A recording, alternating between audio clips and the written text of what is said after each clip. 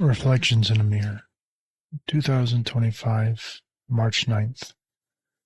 Dancing with My Higher Self. I just finished Hades and completed it to 100%. So today I was left with the situation of having nothing in particular to do. Trying to hone in on if I should work on my website or not, I felt a sense of obligation and dread. But I also realized that it is something I should do. I felt responsibility. There is a part of me that is in anathema towards that concept in general.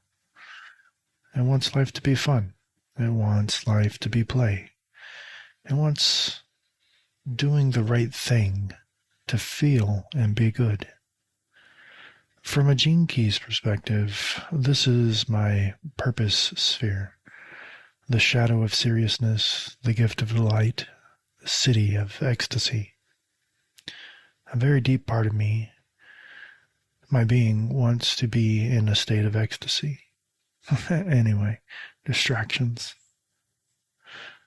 So I settled down to ask my spirit guides / team of light in my higher self if I should work on my website or not. During the process, they told me no to working on the website, but more so rather I should work on it only when it's my highest excitement in the moment. I'm left with a vacuum inside of me asking for purpose and clarity and direction, trying to figure out what I want. I can feel it calling to me, and today I cried tears of recognition as I described it to myself. I want to dance with my higher self. I want to close my eyes and fall into that special place inside of me that words struggle to describe, but I'll try.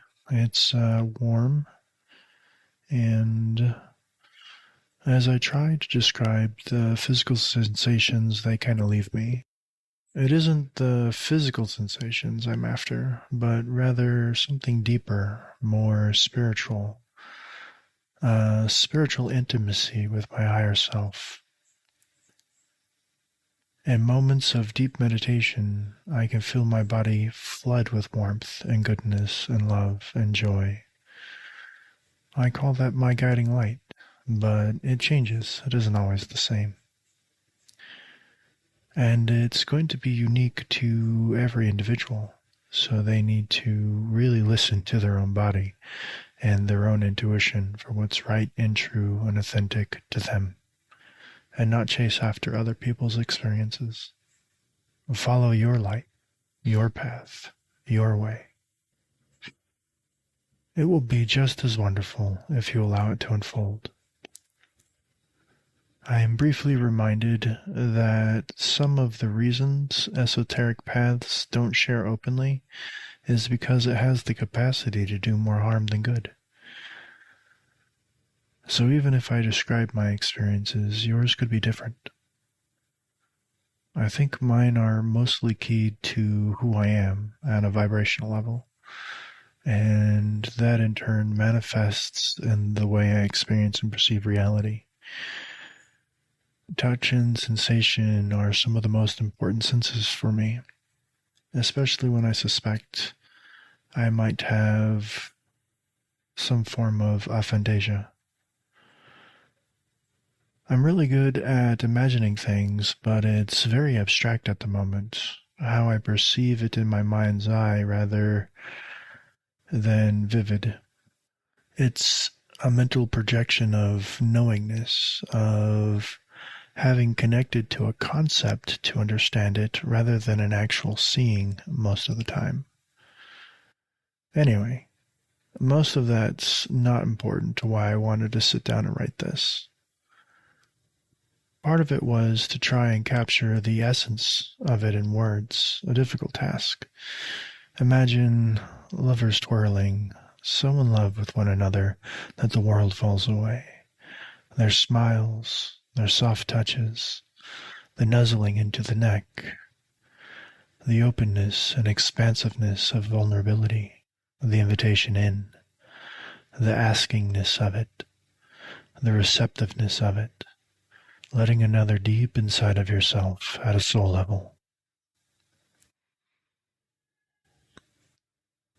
I want to be made love to by the universe, to be made love to by my higher self, to allow him to lead in his masculinity while I complement his masculinity with my feminine, to receive, to breathe in his essence, to savor it, to savor him, to adore him, to love him. That is a fraction of what I feel when I connect to this, whatever it is. It vibrates my whole being. I feel energy coursing through my body, up my spine, ringing in my ears, like my body is alive and electrified. It's strange considering in my day-to-day life I'm pretty masculine. Though I mostly ignore those concepts and just try to be whatever I want to be. It just happens that my want tends to be masculine. I'm most in touch with my feminine energies when I'm in the higher spiritual energies. The masculine is there, it's just what I look up to and admire about the masculine. And I become what I look up to and admire about the feminine. Divine union has always played a key role in my psyche, so has sacred sexuality. I still feel like I'm at the beginning of a journey, and there's still so much to explore and do and be. I want to be the paint and the paintbrush and the easel that my higher self uses to paint a masterpiece. The violin he uses to place musical notes in the air, the complement to him, working with him in unison, with no resistance, to be.